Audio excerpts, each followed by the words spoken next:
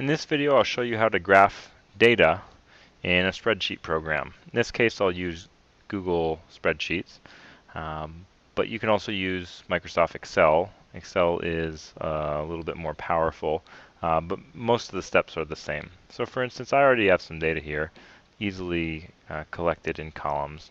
I'm going to want to graph that. So I'm just going to drag the data that I want. I'm going to keep my x-axis, or my x data is going to come first and my y data is going to come second, although I could change that later. And I'm going to hit Insert, Chart. Now in science, we almost always, when we're collecting data, we want to go to a scatter chart.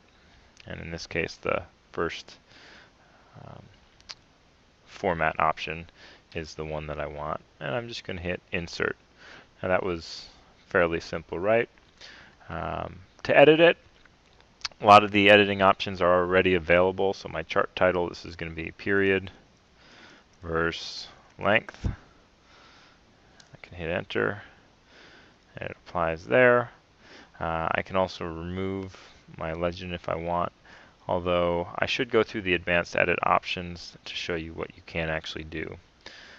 For instance, the legend, currently it's on the right. Because I only have one set of data, this may not be so important, so I could remove that if I want, or I could put it anywhere else. I'm going to leave it on the right for now.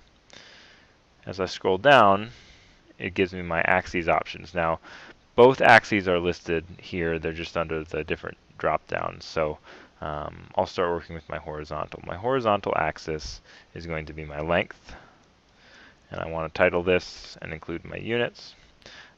Looks like the scale that is provided is a pretty good one, so I'm not going to change my minimum and maximum values.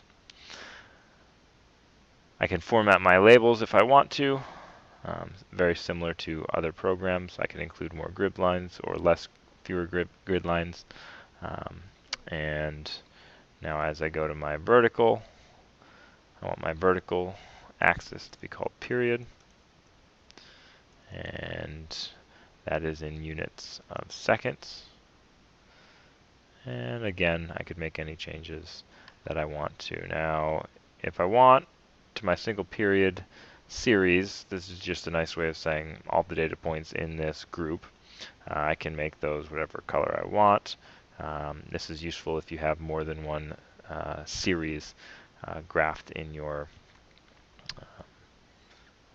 chart. So we'll change those back to blue. Now you notice you also get a trend line option. That's going to be important when you're analyzing your data. More on that in another video. So I'll just hit Update, and it looks like my graph is ready to go.